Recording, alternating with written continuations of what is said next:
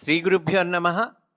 శ్రీరామకృష్ణ పరమహంస గారు మనలో మార్పును తీసుకువచ్చే గొప్ప విషయాన్ని, ఆ తత్వాన్ని చిన్ని కథల ద్వారా మనకు ప్రసాదించారు.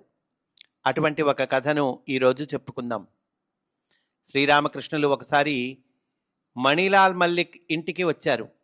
ఆ రోజు సింధూరియా పట్టి బ్రహ్మ సమాజ వార్షికోత్సవం. చాలామంది భక్తులు వివిధ ప్రాంతాల నుండి శ్రీ గురుదేవుల అమృత వాక్కులు వినాలని అక్కడకు చేరారు. కార్యక్రమం కొంత నడచిన తరువాత గురుదేవులు ప్రసంగిస్తూ వారి మృదు మధుర కంఠంతో కొన్ని భక్తి గీతాలను పాడారు. చివరలో అక్కడకు చేరిన కొందరు బ్రహ్మ సమాజ భక్తుల వైపు చూస్తూ ఇలా ప్రవచించారు. కొంతమంది వారికున్న అధికారాన్ని, సంపదలను, సంఘ గౌరవాన్ని చూసుకొని గర్వపడతారు. కానీ అవన్నీ మూన్నాళ్ల ముచ్చటలే. చనిపోయిన తర్వాత వెంట వచ్చేది ఒక్కటి లేదు. కాబట్టి సంపదలను చూసుకొని ఎవ్వరూ గర్వపడకూడదు. నీవు ధనికుడవు అనుకుంటే నీకంటే డబ్బులు కలవాళ్ళు చాలామంది ఉంటారు. తాడెక్కేవాడుంటే వాడి తలదన్నేవాడు ఒకడుంటాడు.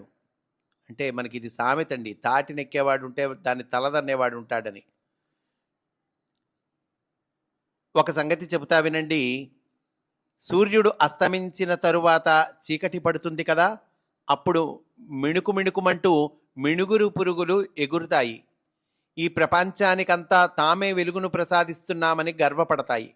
కానీ అవి ఆకాశం వైపు చూస్తే మణుల లాంటి నక్షత్రాలు వాటికి కనిపిస్తాయి. దానితో ఆ పురుగుల గర్వం అణిగిపోతుంది. ఇక నక్షత్రాలు తమ తళుకు బెళుకులను చూచుకొని తామే ప్రపంచానికి వెలుగునిస్తున్నామని భావిస్తాయి. ఇంతలో చంద్రోదయం అవుతుంది. నక్షత్రాలు ఆ చంద్రకాంతిలో వెలవలబోయి సిగ్గుతో తలవంచుకుంటాయి.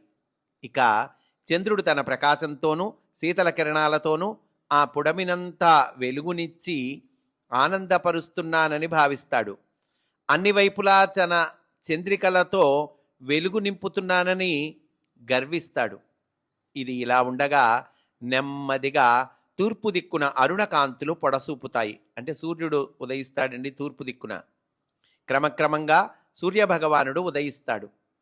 చందమామ అప్పుడు కూడా వెలవెలపోయి క్రమక్రమంగా కనిపించకుండానే అదృశ్యమవుతాడు. ధనికులము అనుకునేవాళ్ళు ఈ విధంగా విమర్శ చేసుకుంటే వారి ధనమధాంధత తొలగిపోతుంది.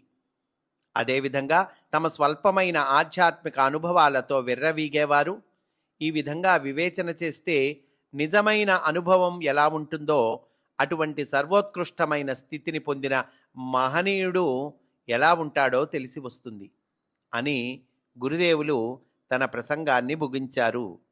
స్వస్తి. వాసుదేవ.